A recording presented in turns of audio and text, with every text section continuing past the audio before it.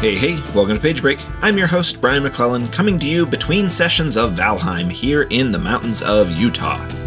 Only a tiny bit of admin this week. I'm taking off the holiday season to schedule recordings, play more Valheim, and do some writing in my real job. So enjoy your holidays, and we'll see you in 2023 with more episodes. Now, on with the show. My guest this week is comedy writer and podcaster Seanbaby Reiley. Seanbaby is an old-school Cracked alumni known for his work with fellow Page Break guest Robert Brockway on 1900hotdog.com and its podcast Dogg Zzone 9000.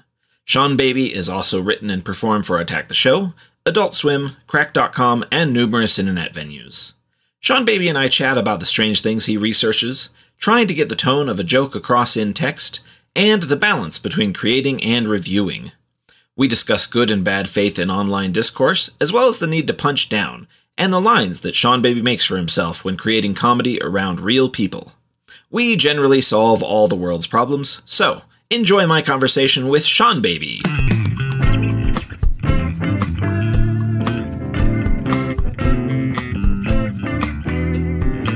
So I thought it was pretty funny that somebody on Twitter asked me to discuss with you the strangest things that we have found in our research.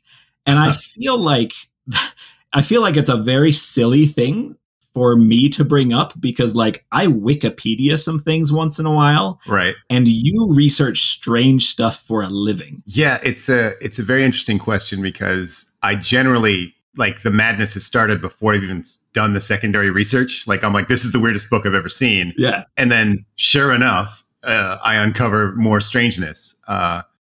Recently I did one, we were doing Anime Week on the website on 1900hotdog, and I do not enjoy anime. And so I was kind of trying to find a way to circumvent having to watch any cartoons. And so I found these how to draw a sexy anime girl books. And I'm like, this seems strange enough I could make fun of these. And then I found that there was some copy on the back of the book that was like, these sexy babes are perfect for you and your child to draw together. Drawing is so wonderful for a child to learn. And I'm like, what the fuck are they talking about? And so I looked up the author, which is just standard operating procedure for me. Found several other books about drawing sexy anime girls with not the exact same copy, but a slight variation of that copy of how great it is to draw with your kids, but also name dropping the topic. So it wasn't just boilerplate that they stuck on a whole bunch of books they were making. They kept rewriting how great it is to draw these naked titties with the children. I'm like, this is so strange. And so I dug deeper and deeper and found that this person had all these pseudonyms and they were just self-publishing, just like garbage, just churning out self-published nonsense with very tiny variations of the same copy on the back of every book, no matter what they were drawing. And then I found that they did a whole bunch of knockoff like Star Wars books and Barbie books and whatever. And so I found just this empire of trash being done by either one person or a group of people using the same copy about how wonderful it is to interact with your children using these just either illegal or lewd or profane or terrible things. And so I'm like, that's maybe a good example of the kinds of things I find once I start digging in. Yeah. But yeah, Brockway makes fun of me. God, I'll give you another quick example. I was looking up this old game called Versus, and no one remembers that it was a real garbage game for like PS1. The strategy guide was completely insane. And so I'm going through the strategy guide, very poorly produced and laid out. So it's kind of funny in that way that it's just sort of a failure in every direction. The person who designed these characters, their claim to fame was they were like a artist for Marvel Comics. And so I looked this person up, and when they said artist for Marvel Comics, like a truly mean-spirited reply might be, what did you do? Like, were you a letterer for Ultra Force? And that's like literally what they were. They lived like 2 issues of Ultra Force as the letterer. And I'm like, I feel like if you're at a cocktail party and, you know, you're hanging out with Jim Lee and you're like, oh, hi, Jim Lee, I'm also a comic writer or comic artist. And he's like, oh, cool. What'd you work on? And you said I was a letterer for Ultra Force. You're like, okay, I'm not sure we're peers. But I started looking him up, and he's like kind of a sweet older dude teaching martial arts to kids. And I was like, oh, like sometimes you hit those dead ends where you're like, I think I like this person and I don't want to make fun of them. Yeah.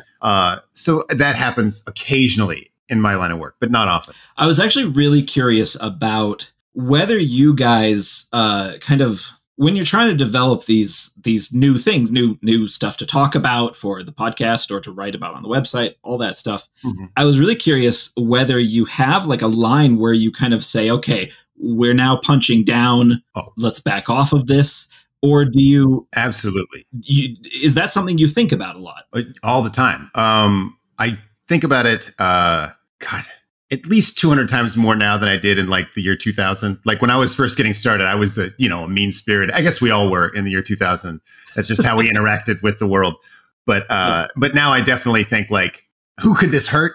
Do they deserve this? Generally, I love when I find someone who made something that's crazy, but also turns out to be a piece of shit. And it's like, oh, I can just go crazy on them. Because, I guess I met so many people over the years doing things. I would meet people who I wrote about. Mm-hmm. And for the most part, people are like, hey, you reviewed our game. You really made fun of us, but it's hilarious. We like hung it up in the office or whatever. And like, that's a nice feeling. But I could tell I pissed some people off. Like I've gotten hate mail from people who I wrote about where they're like trying to start beef or whatever. Yeah. And usually that's kind of fun in its own way. But for the most part, I don't want to hurt anyone's feelings. That being said, if someone puts garbage out into the world, I don't mind them knowing it's garbage and knowing that they're getting dunked on somewhere. Right. Well, and that's a really interesting kind of line that I think all creators and, people that create and consume media, they kind of have to try to figure that out at some point in their career, because you've got that kind of thing where on the one hand, it's, everybody who's putting something out there, they kind of implicitly accept that possibility of quasi-celebrity status, right? Sure. But also, for me, for instance, I don't want to badmouth some author that I might meet at a convention next week, and maybe they turn out to be super nice. Yeah, there's definitely that. Like the possibility of running into someone and like realizing, oh, you're a real person, and like you probably hate me for what I did. I think that's fair. I guess when I met Uwe, I have a Uwe Boll saga. I don't know if you know about. But like he was supposed to fight these like nerds that made fun of his movies. He's like real sensitive about the movies he makes, but he's also really untalented. Yeah. So he was scheduled to beat up these kids. And I used to host this show on G4 called Attack of the Show, which again, it's on TV again. So I guess you could come watch it. But he wanted to come on that show and fight the host. And the host is like, that's crazy. But you know who would do it is our co-host, Sean. And so I was like, hell yes, I'm down. Whenever it's scheduled, I'm ready. And then he's like, how big are you? Do you know how to fight? And then it turns out like I'm much bigger than he was expecting, and I kind of know how to fight. And so he's like, And the way the story got spun is that he's sort of like a coward, but I think he just didn't want to like film Rocky IV. Like he just wanted to like bully some nerd. And he's like, I don't want to like, go toe to toe with some guy that can punch me in the face. So, but anyway, I went to the premiere of Postal, which was around that era. And, I saw him there and I was like, I got to go up and like give him the opportunity to kick my ass. Like I didn't want to go up to fuck with him. I was just like, hey, I wrote that thing about you. He's like, yes, I know who you are. But he like didn't like want to fight me. He just wanted to explain how like all my jokes weren't like true science. And I'm like, well, yeah, they're jokes. Like he just literally does not have a sense of humor. So That's our interaction. But that was the only time in my life where I'm like, the person I'm going to go talk to might want to fight me. Because it was like, I don't know. I wrote a lot about him after he backed out of the fight, very much calling him out for being a coward or whatever. And most people knew I was kidding, but to this day, I'm sure that haunts him. Well, and I mean, that's like the ever-present problem with social media, right? Is nobody ever really knows how serious or how much somebody else is kidding or how much they're just, they're playing or being facetious or whatever. Like there's no ability to read another person through the internet. True. And once you start interfacing with the world, like thinking in terms of how offended people are, like that's virtually, I mean, your sense of humor is committed suicide, I guess is how I could put that. So you lose your ability to tell when someone's kidding. I've had people find some of my earlier work and say like, I don't know if this guy's kidding or what. And then they'll like say a line from the article that's just so objectively a joke, whether you think it's funny or not. It's like, obviously that guy's kidding, but they're approaching that with this lens of like, oh, but it's kind of sexist or it's kind of like ableist or whatever it was. And once you're like trying to identify that, you're not trying to identify like the tone or the joke. Yeah. And so there's that problem too, I guess. Right. And I don't want to turn it. This cancel culture, Brian, this cancel culture. Right. And I don't particularly want to talk about cancel culture because everyone else talks about it. Not good people, though. Not guys like you and me. But like it is like it's this like whether or not it's, like a severe problem, quote unquote. Like it is a thing that exists and it's a thing everybody talks about. And like and somebody like you who's producing content on like sometimes a daily basis. Mm-hmm. I imagine that kind of thing, you've got to have somewhere in your head where you say, okay, I am very forward about the fact that I do comedy. I'm always trying to joke around about this stuff. I'm never trying to punch down. I've just got to say funny things and hope people just let them slide. Yeah, I suppose. I don't want to hurt people. I tend to like genuinely in my heart not have like racist and sexist tendencies.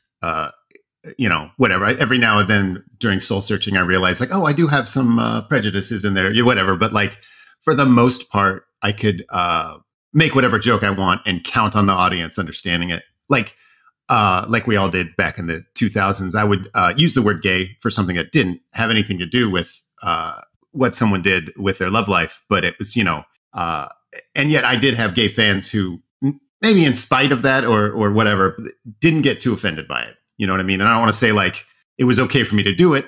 I wouldn't do it today.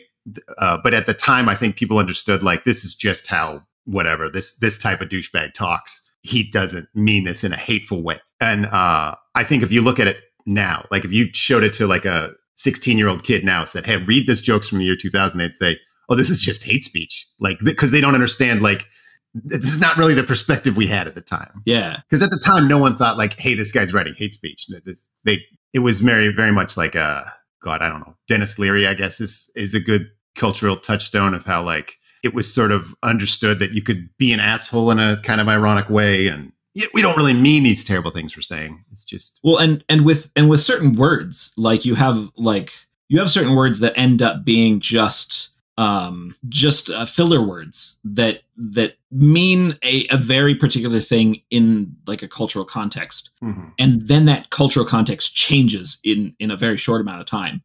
And it's such a weird thing to look back on, like you said, like yes. Using the word gay at early 2000s.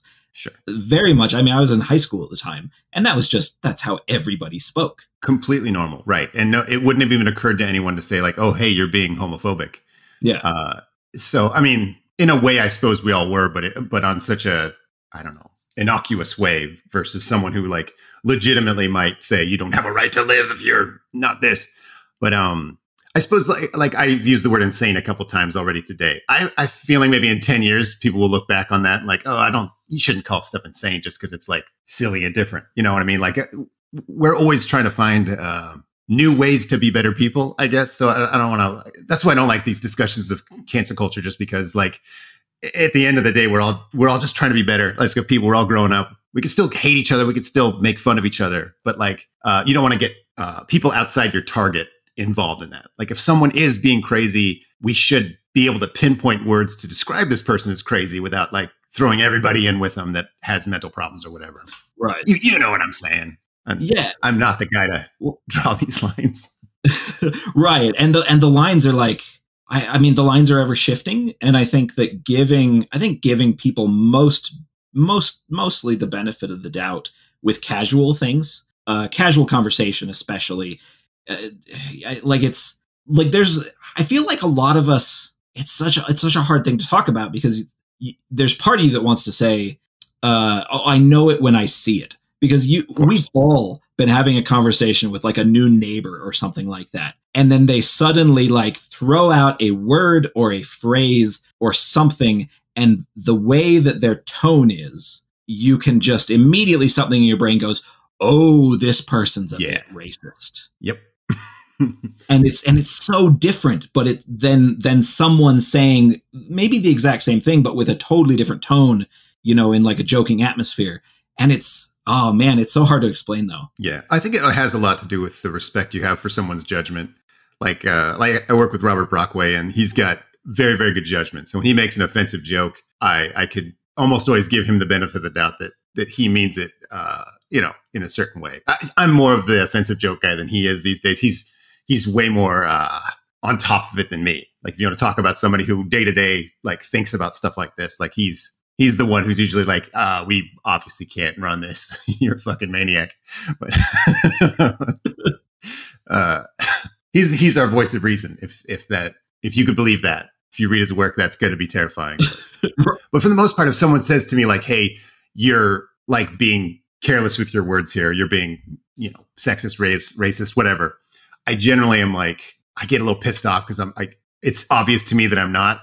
And I'm like, you gotta, you want to have respect for someone's opinion. If this hurt their feelings, fine. But if they're like telling me like objectively, this means this, I'm like, no, you missed at least a couple of twists or turns in this joke here. Yeah. And objectivity is like, it's one of those things with, I don't know, with language and with the internet and all of that, the ridiculousness of like information exchange now. Objectivity like doesn't even exist, right? Correct. Yeah. Anyone can play enough games with words that anything can mean anything. And as soon as you draw the line and you say, okay, we do not use this word anymore, basically you made it very funny for someone who's clever to like use that word in a way where they can get away with it. And then you've sort of made it really enticing for someone who is a piece of shit to use that word and then use that cool guy that I just mentioned as like his example. Oh, it's okay if the cool guy says it, but not me. Or when, you obviously get what I'm saying. But yeah, once you start like making objective facts about what you're allowed to say and not allowed to say, you're just making tomorrow really obnoxious for you when you have to deal with the assholes using that in bad faith. Oh, and the bad faith, it's always going to come out. Yeah. And I feel like we probably waste more time on that than anything. Like, I don't know how, I don't want to turn this into like a politics thing, but like if someone identifies with a Republican, like I just don't even know why you fucking bother talking to them. You're like, they don't mean anything. Like it's just, and maybe they did 40 years ago, but just like the current era, if someone's speaking about right-wing talking points, like nothing they say means anything. It's garbage. And the idea that we can go online and have these silly debates or the centrist idea that like, oh, let's listen to some of their ideas. It's like, no, if you still think these people are making sense, like maybe your brain's broken. I don't know. Did I solve everything? Did I solve politics? I think we did it. Yeah, no, that's covered. I think we're good. Man, this is just, as long as everyone hears this, we'll be fine. The world's solved. I don't know. I just feel like a great example is they're sort of forgiving college debt in a very small, inadequate way, but whatever. An objective public good. And then, of course, the Republicans are like, hey, no, you can't do that thing that's good for everybody. And you're like, well, why? And then they start asking these questions like, well, how is this fair to the people that paid for college, whatever? And it's like, you dumb fucking asshole. You asked that question 30 years ago. We answered it then. Someone look under the replies to your own tweet. 17 people just answered it in the last minute. And it's just like they keep just asking the same questions over and over as if like, hey, I ended it with a question mark, so I must be smart, right? I must be seeking knowledge. But it's like all of these things have answers. And there's just half the people who decide they can forget that and keep asking the same questions. Like, how come we got monkeys if we came from monkeys? Like, has anyone ever answered that? I'm just going to keep asking it. It's this amazing kind of ability to find an audience who doesn't like to do even the slightest bit of critical thinking, right? And then kind of just hammer on those particular people. Sure, and just keep trying to make it look like the world's simple for them. Like, no, it's super easy. They'll tell you it's hate speech because it is, but there's just two genders, and then like, yeah, that's true because that makes sense to me. That's easy for me. Yeah, and as long as I'm not any of the weird letters, then I'm one of the good ones. And that's super easy for me because I'm not one of those non-default things. Something that always gets me kind of, doing that weird, distant pondering thing is this idea that every bit of our cultural norms, every tiny aspect of the way we live our lives, there was some point in history at which a few people got together and said, yeah, let's do it that way. Right. And I mean, like with Christianity, like you can literally point to the conferences that they held and said, let's do it this way. But like all parts of our culture, that's just, and when you start breaking it down like that these were just normal people who decided, yeah, maybe it's simpler, or it's more convenient, or it makes me richer, Right. It's so easy to start breaking down all of these, like, oh, why do we care that we do it this way? Yeah. And those are questions that usually have answers, and we can find them and then become smarter. And some people do that, and that's great. Yeah. And some people very deliberately do not. And that's very frustrating for me. There's a lot of money in making everybody feel like yesterday was better, mm-hmm. and that they've got to keep X value in place. Right. Yeah. Just the heart of fascism. We solved another one. Right. We're doing this great. What's next?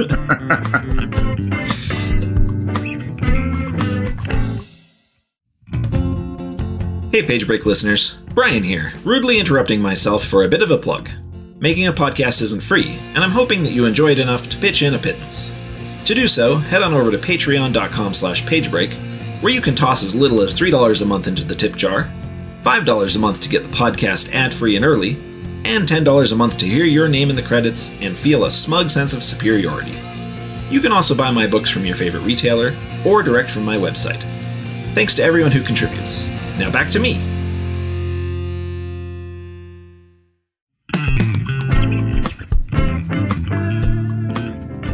You made a video game. I did. It's called Calculords. Right. I thought this was very funny when I found this.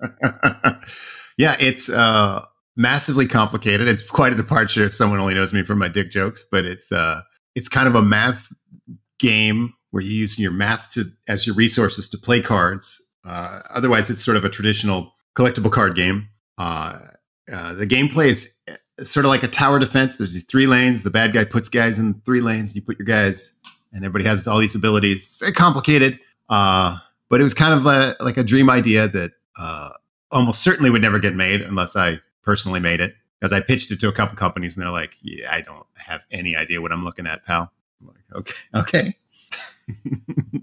So where does this game come from? Like, because you can trace your career as somebody who has worked in comedy and lots of kind of reviews and all of this stuff that kind of everybody knows you for now. So where does the left turn into suddenly making a math video game? Well, I guess I do like system designs, just unrelated to the comedy stuff. I do.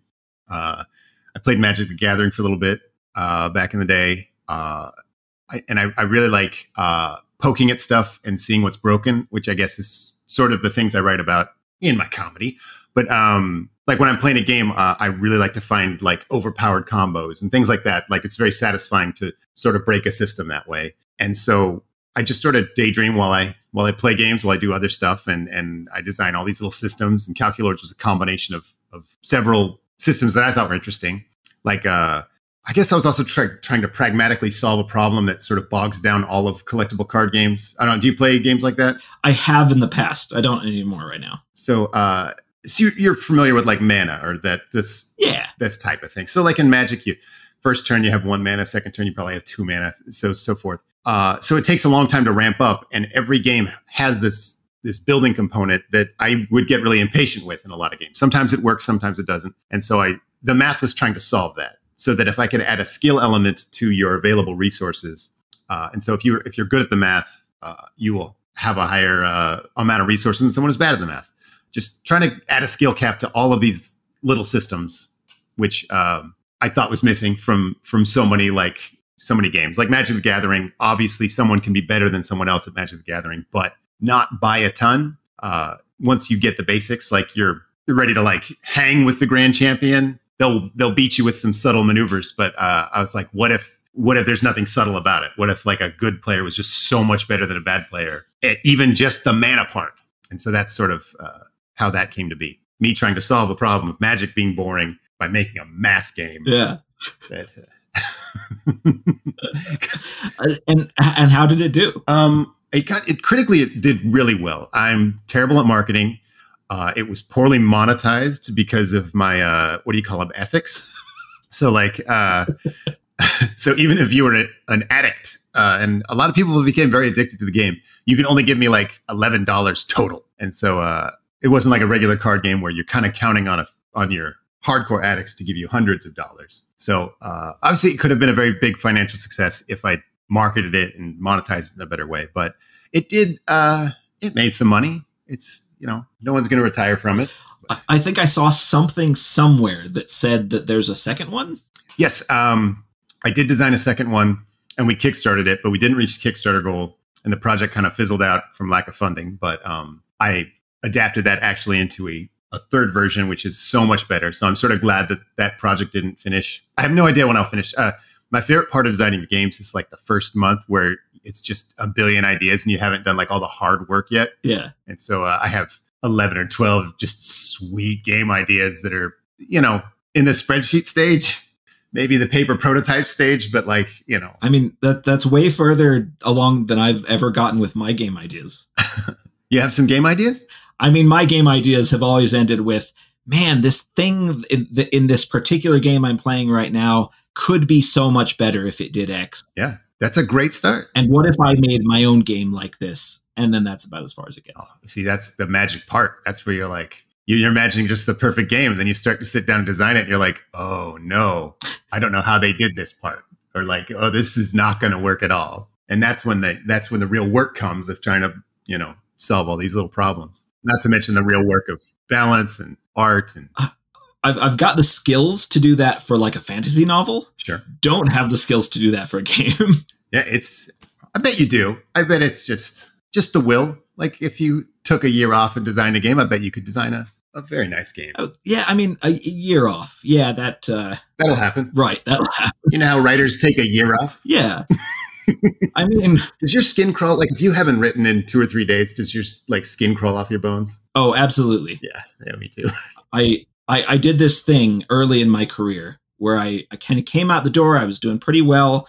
And I would take 6 months off every time I finished a book. And, when you're an epic fantasy writer, that's still only once a year or a year and a half or whatever. Mm-hmm. But you take 4 to 6 months off and I would just play video games. I'd tinker in the garden, just bullshit like that. And I realized a couple of books back that it was making me absolutely miserable. Like, yep. Like that time that I thought that I loved and was living for wasn't actually fun to me. And that it was only when I was writing consistently that I was actually happy. Yeah. Finishing something is so great. It is. You do novels and complicated fantasy novels. So like you don't get that feeling often. I still do articles. We're still making that dying business model work. And man, I just get that feeling every 2 days. I'm like, oh, I just finished something. So honestly, this podcast is part of me going, I'd like a hit of that a little more often. You're welcome anytime. If you find something silly and want to write on 1-900-HOT-DOG, we'd love to have you. Oh man, get that hot dog rush. So I actually wanted to talk to you about a problem that I have that I know that you don't because of the content you put out.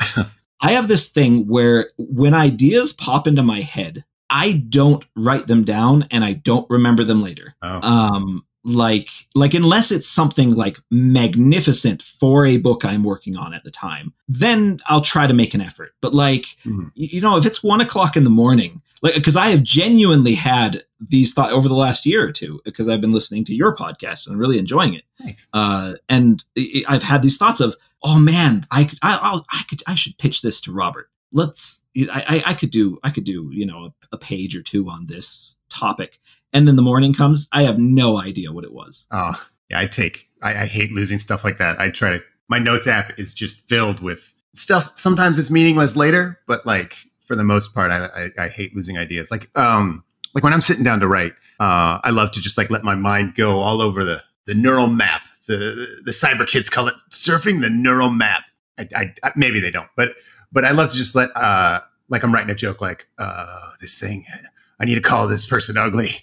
And then I think, should I call them ugly? Is that ableist? Like we were discussing earlier. And then I've decided, no, fuck this guy. I'm going to call him ugly. And then I get to think like all the things that are ugly and all the things that suck. And my brain's going everywhere. And then someone will like interrupt me with a text or like someone will come into my office and be like, ah. And I my heart breaks every time. I'm like, oh, I was like, oh, I had this joke. Like, so that feeling of loss that you're describing of like an idea, then not be able to remember that idea. I hate that so much. And so that's kind of why I write at night. So I'm just like, no one can mess with me for like 6 or 7 hours straight. And I get to keep everything I think of. I throw it away later, of course, because I am a writer. But you know, at least it was there. At least I typed it once. Do you ever find yourself kind of overwhelmed with the sheer amount of things that you have to look at to be able to comb out those little kind of gold nuggets that you can put out on your website or on Twitter or whatever? I wouldn't say overwhelmed. I mean, I have my notes and my partial articles it's pretty immense. But for the most part, I have a system where I decide at least a week out what I'm going to write about. And then I hopefully can take a day or two just thinking about different angles to take on it. And then, of course, if it sucks, I have some little padding that I can, start something new. But I wouldn't say overwhelmed.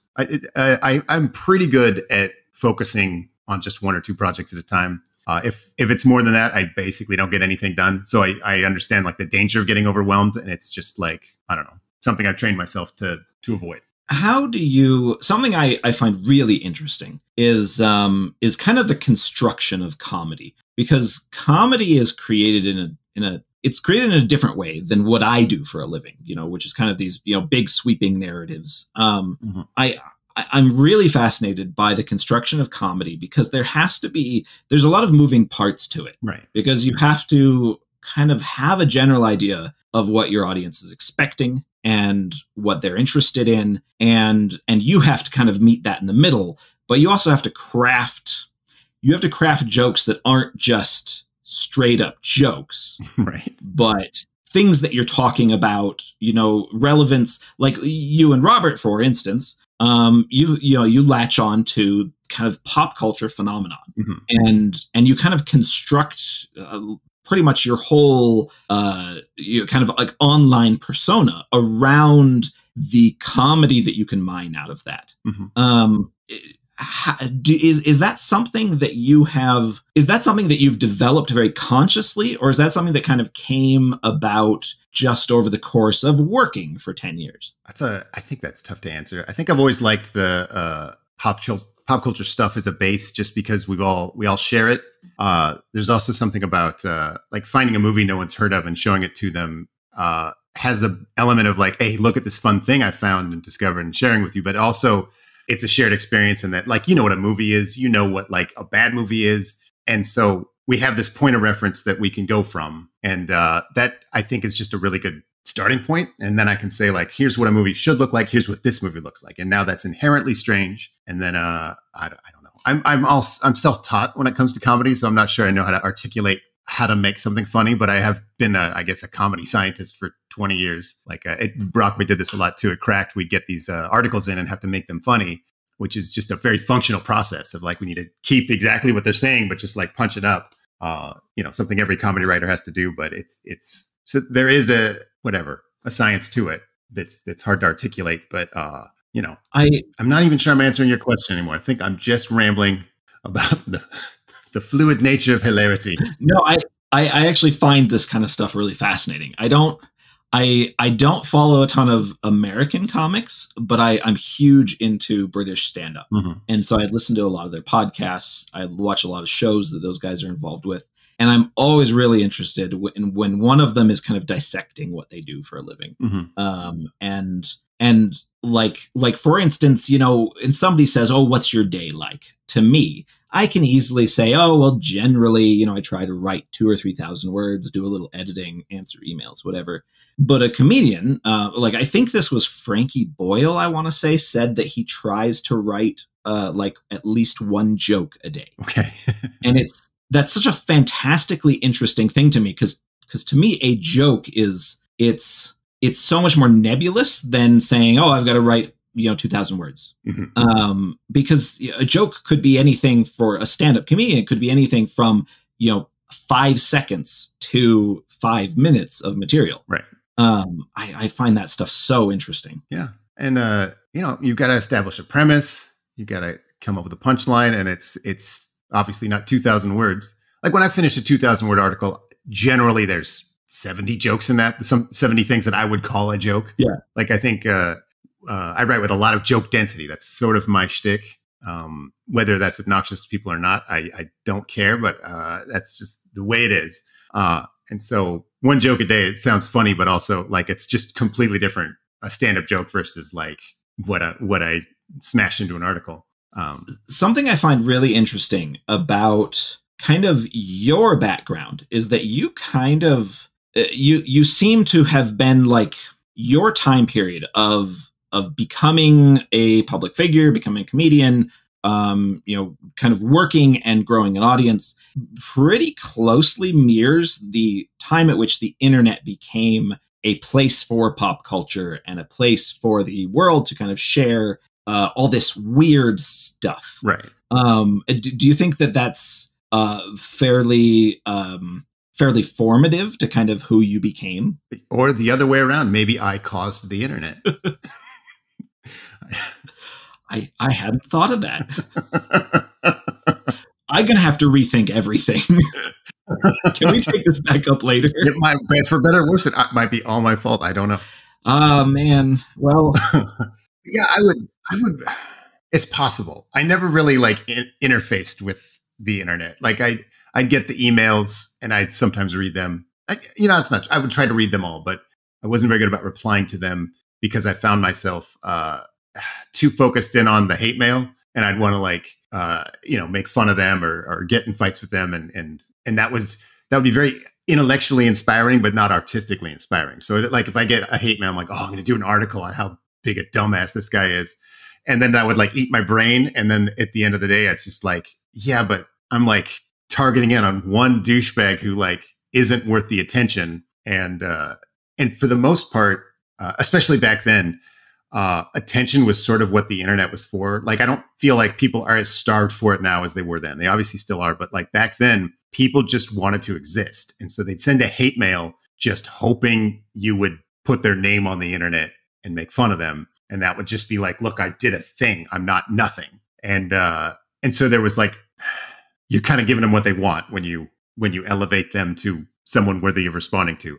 I sound like an asshole, but like, maybe you know what I'm talking about. No, I absolutely know what you're talking about. It's a validation of somebody who is not attacking you to be, a critic, but to just be critical. Yeah, right. Or because there's a difference between those two things. Very big difference. Sure. And I guess you'd call them reply guys now. They're still out there. They're trying to mooch off other people's energy and get some attention for themselves. But yeah, I guess I was not so much an internet user as a producer. I, of course, used it a lot. But all of the things that people went to back in the day, I wasn't like a big like, oh, sure, I went to Strong Bad all the time. Like, I, of course, did sometimes. But it's not like I got together and discussed internet stuff with my friends. And so I don't think the internet formed me so much as I formed it, I guess is my point. I was obviously joking, but maybe not. Something that it's funny because I also didn't feel like I was like an artifact of the internet. I kind of came to being online like later than a lot of people my age. And I didn't find the, let's go be edgy in some chat room. I didn't find that interesting at all. Right. And so funny enough, one of the reasons I was so delighted when I first met Robert was because one of the very few formative things for me from the internet was kind of the golden age of Cracked. Yeah. And it's weird because I've met quite a few people my age who kind of feel the exact same way. Mm-hmm. And then it's funny to kind of meet guys like you and Robert, like to be like, oh, you guys produced a lot of the stuff that I laughed at when I was in college. If you went on the internet between like 2000 and 2015, either me or Robert wrote it. Like, it's just chances are that's who was responsible. Yeah, he wrote so much at Cracked. I mean, I did too, but like that, Robert touched so much it went through Cracked. It's funny when we get together, especially with Jason Pargin, like we just kind of know everything. And I don't mean that like an egotistical way. It's just like we have all of the knowledge of Cracked just sort of in our brains, which was so much of everything. Like everything people know on the internet eventually trickles down into a Cracked list in between, 2006 and 2012. And like all that just kind of stuck to our brains because we had to edit those articles. And yeah, I don't know. I guess so we are products of the internet in that way, in that all those lists.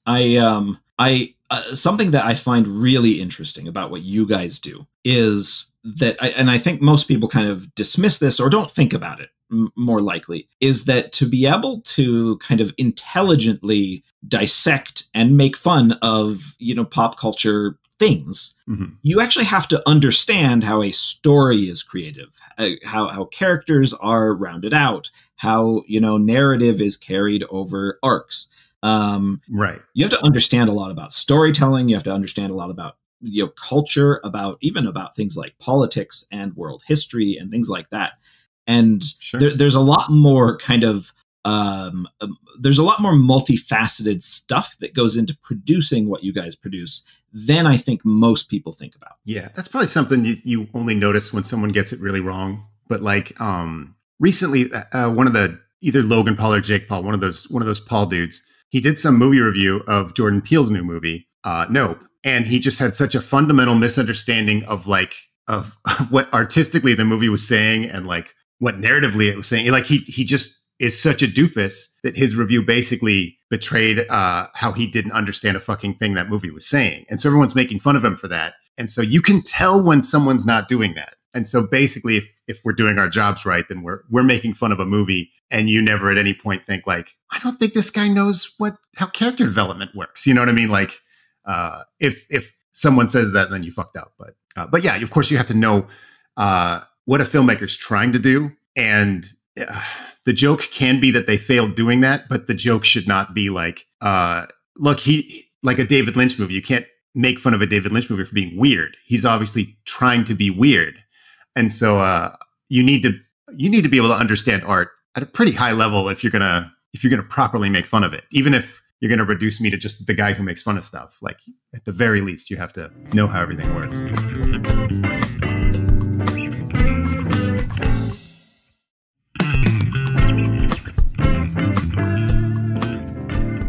So I was actually really curious whether you obsess or even think about the pop culture your daughter consumes or will consume as somebody who literally dissects pop culture for a living. Yeah, a lot, actually. Because she's 5, and when she was a tiny baby, she watched like baby YouTube. And now that she's 5, she watches like streamer YouTube. And I find that to be like just awful, just substanceless garbage. There's a couple she watches where I'm like, okay, these guys are kind of doing their own thing. But for the most part, it's so formulaic in really hacky ways. And so I do try to get her to watch, something more interesting. Like we like Teen Titans Go. It's a good kids program. And what's nice about that is there's a lot of depth to their like references. And so like they did an episode where they turbo teened.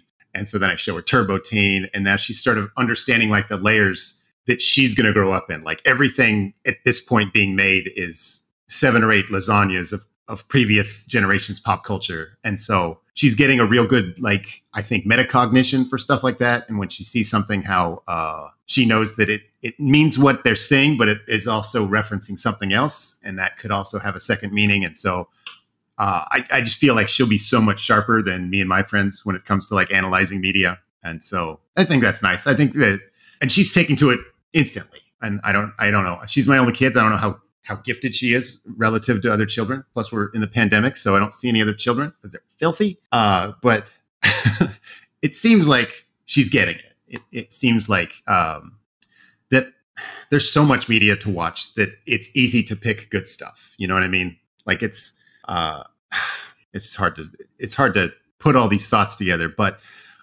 growing up, we were very country, so we had like 2 channels that worked. And so when we were left to the TV, it's like, this is shit. We were watching like black and white 50s sitcoms. And, that was a treat if that was on. Sometimes it's just golf and you're just like, I guess I'll watch golf because I hate everything. And now it's like you go to YouTube and you can just literally watch anything. I'll tell her like, close your eyes and imagine something, and then we'll search for it. And so I feel like that's another thing that kids are going to get that will greatly benefit their brains relative to ours, and that they can seek out whatever they want. And they're very much rewarded for having a good imagination. Like if she thinks of something interesting, we get crazy fun videos.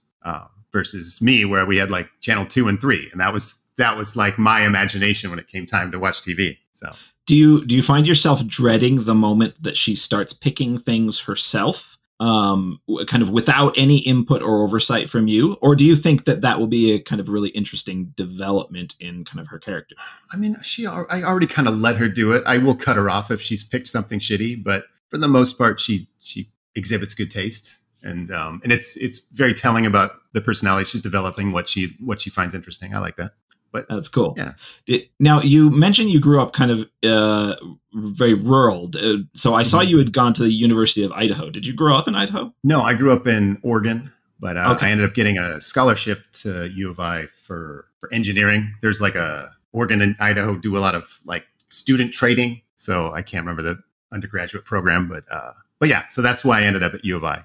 And how because I did not grow up in the West, but I live in Utah now. I'm very familiar with kind of Mormon culture.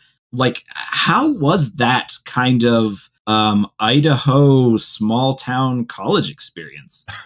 Oh, I think I was just talking about this the other day, because Idaho is like a right-wing shithole. Like, there are Nazi towns. Like, Coeur d'Alene had a Nazi march every summer, and which is not too far out of Moscow. But Moscow was like a college town, and so it was pretty diverse. And it's a bunch of young people trying to be better. And so it was a little pocket that exists in Idaho. I imagine all college towns are like this in right-wing states. So it had a pretty big city vibe, because that's what we were trying for as a people, I suppose. Like, we all wanted to be cooler than we were. We knew we were in Idaho, and I don't know if that's a good answer, but when I say I grew up country, I was like 12 miles up the mountain from a town with 10,000 people in it. And so and they were like, my folks were preppers. They were a bit deranged. And so raising animals and that kind of country stuff. Yeah. I mean, you definitely run into a lot of those in Utah still. I'm sure. And I mean, I grew up in Ohio, and we still kind of vaguely knew people that were like that, an hour outside of Cleveland. Yeah. So, I mean, you find them all over the place, but I think Mountain West does kind of attract that type of person. For sure. Yeah. There's a lot of towns in Idaho that seem to be made up entirely of preppers. Like I can't remember the name of the town. There's Twin Falls. I think it's the one that Bruce Willis bought for a while. And then there's a town near there that's just sort of like this trendy place where rich preppers go to like build a bunker. It's just, okay, why not? It's such a weird, like, when you have the rich preppers versus like the kind of the hillbillies that have been there for 80 generations. Yeah, it's sort of the difference between a hobbyist and like someone who's functional, like whose brain is in a place where, like, yes, I want to overthrow the government, I want aliens to come. Like, they're living in their imagination, versus someone who's like, it's kind of fun. Because I think there's a lot of appeal to prepping if like you're kind of shitty at stuff. Like, if you can't make good wine, like, that's fine, because you'll need wine in the This is for the apocalypse. This is fine. For the apocalypse, all of these canned goods I'm making are just fine.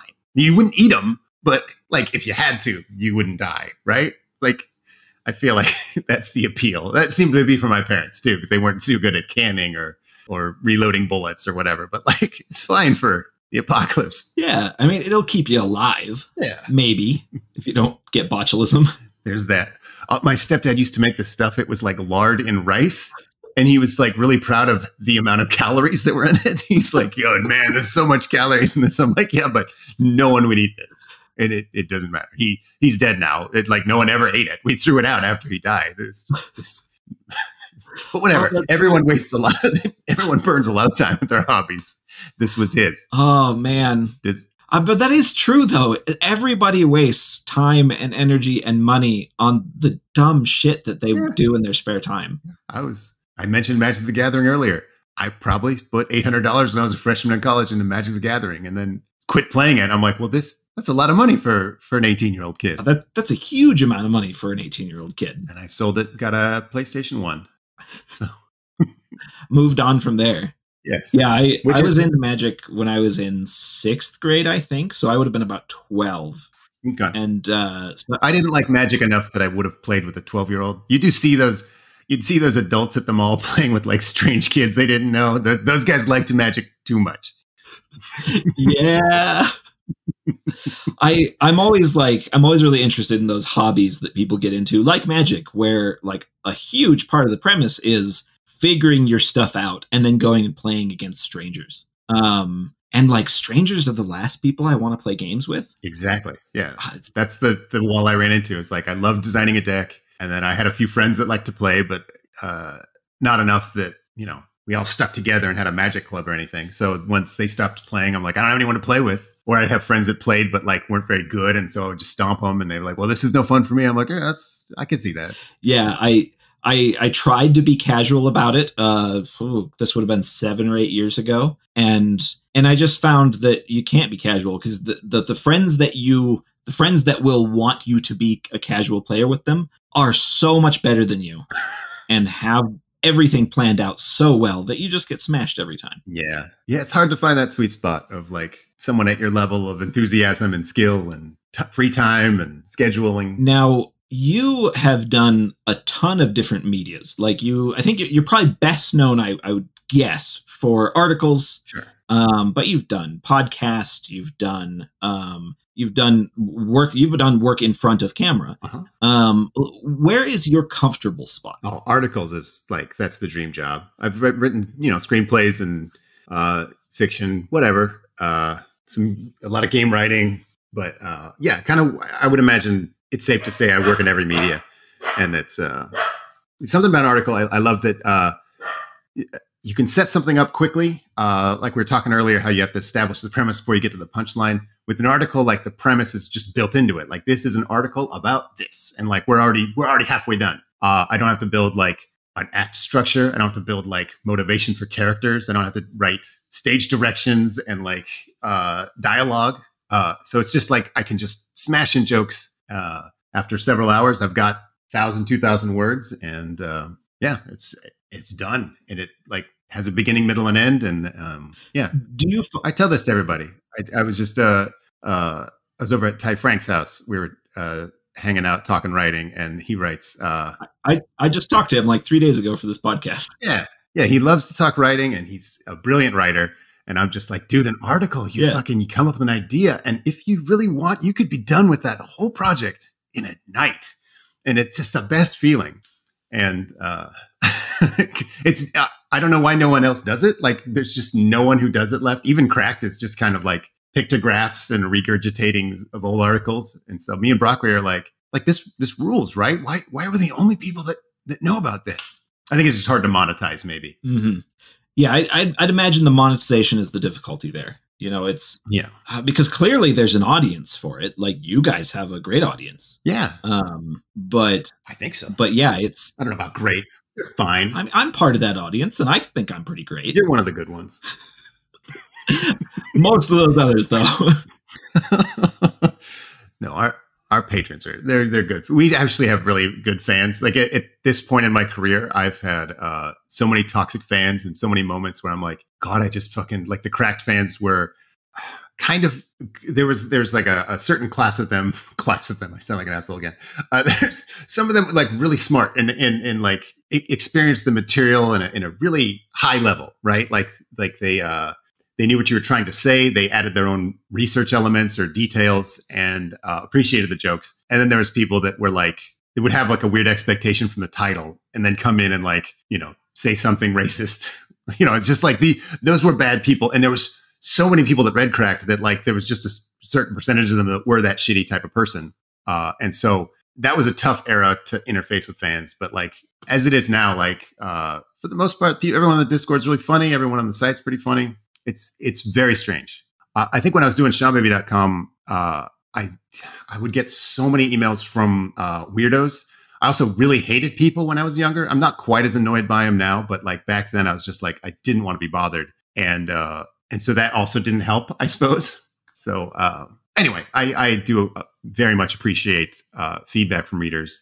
And even when it's bad, I'm trying to gather all these words together. The nice thing about Cracked is that you got feedback from so many people that even when it was bad feedback, you could kind of use that as a percentile of how bad an article was. So if you get like a 6% hate mail an article, you're like, okay, that article was a piece of shit. And then if it was much higher than that, generally it was because you said something political or you said something about women or whatever. And then like, the Nazis came out and had something, the review bombing your article, whatever the fuck they're doing.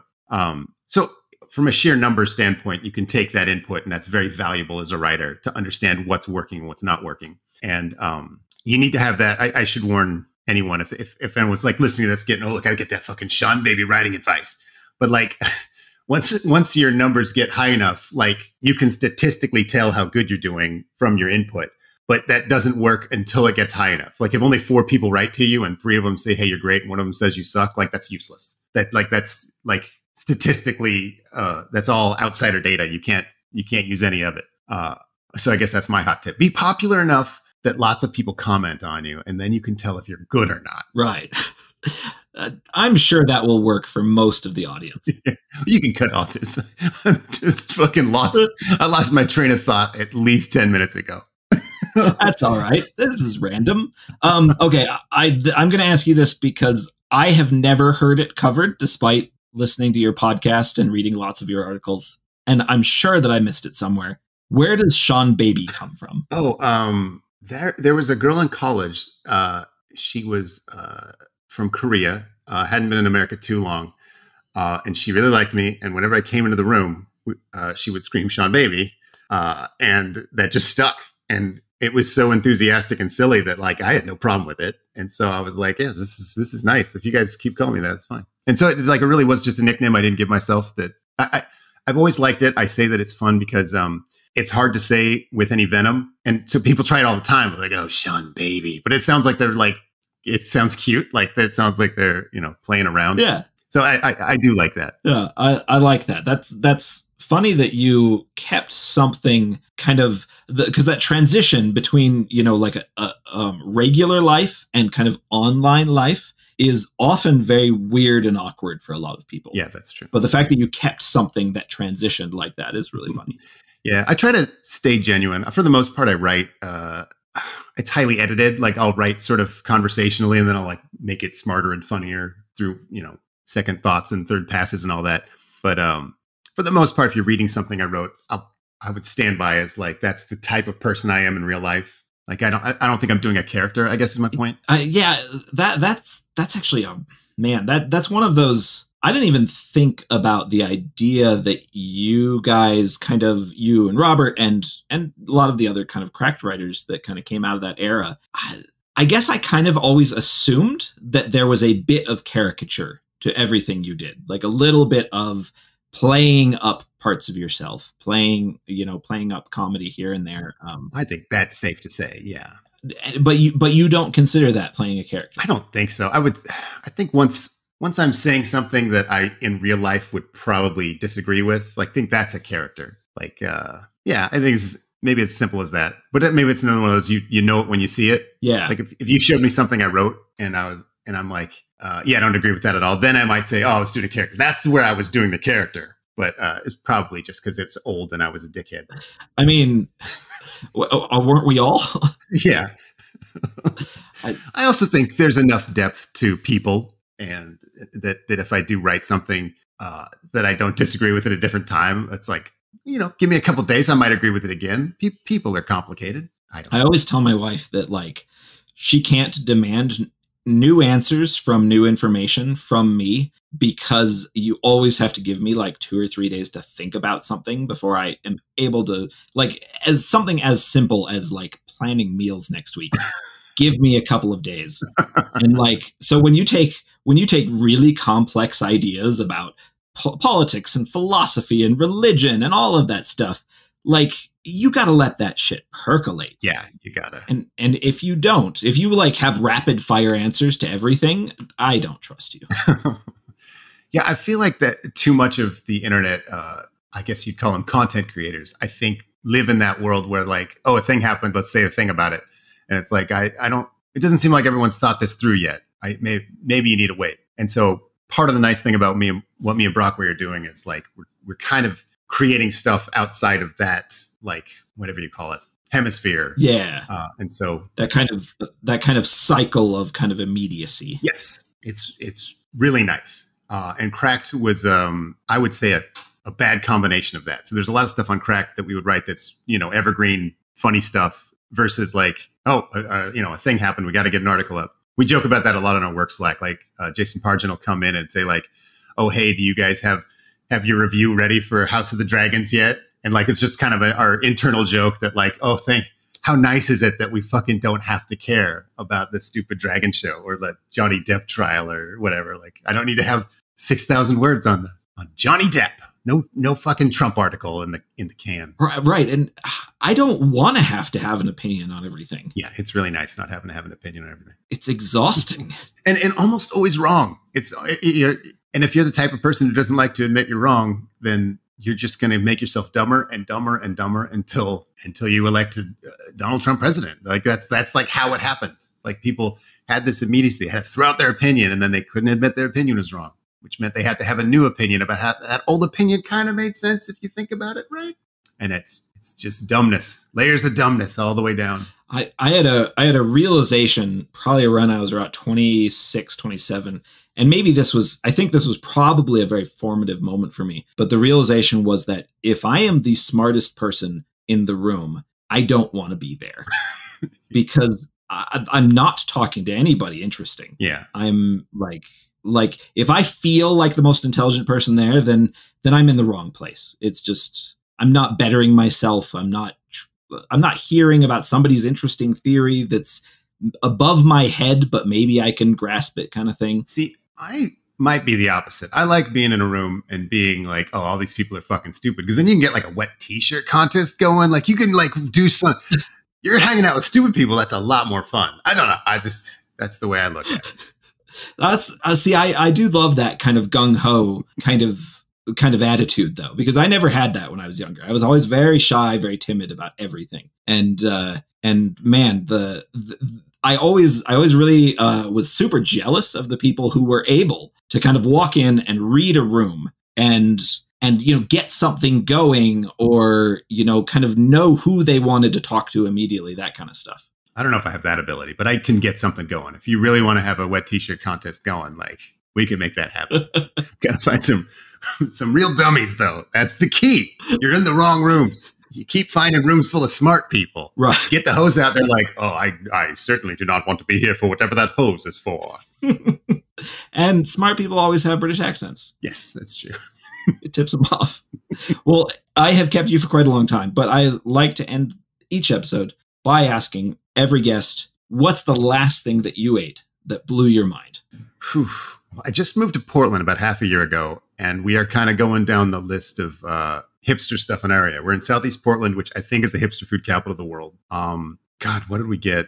I got some like bone broth ramen just today, like 5 minutes before I got on here. That was so nuts. It was like Japanese Korean fusion ramen place. And I was like, this is nuts. I'm not a food critic, so I can't describe it to you, but it was that like thick, like milky bone broth with like smoked pulled pork in it. Oh, I love that. Yeah. How about you? Same question. Man. So same question for me. Honestly, so about 6 months ago, I got really into mangoes. Sure. And because I had never eaten a fresh mango before, and I randomly got fresh mango, and I loved it. So good. And my wife was like, oh, luckily you're in Utah, a mango capital of the world. Right. Exactly. I just go outside and pick them. But then there was like a 3-month stretch where I could not pick a good mango. Every mango I brought home, it would either rot before it got sweet, or I would cut it open way too early. I could not figure out the secret from it. And I was at the store yesterday, grabbed a couple of mangoes, cut them up for lunch right before this podcast, and they were both dynamite. Fantastic. Do you eat like just regular mango, or do you eat it Mexican style? What's Mexican style? You do like some cayenne, some lemon juice, some salt. I think that'll fix your mango problem, because you can have like a mango that's not ready to eat. You do it Mexican style as delicious mango. Well, I'm definitely keeping that in mind for next time. Okay. Because that sounds great. Yeah. Hot mango tip. Oh, I love it.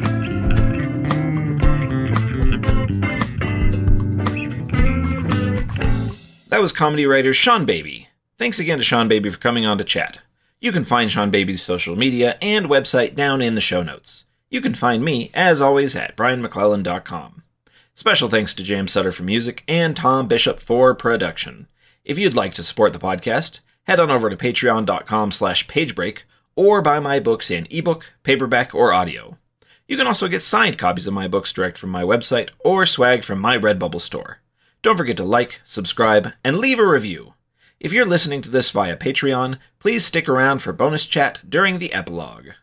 Special thanks to Elijah, Ivor Gullickson, James Clark, Jennifer Johnson, Jason Nall, Kyle Anderson, Sexton Hardcastle, Talon, Brian, and Will Lebelski for their backing on Patreon.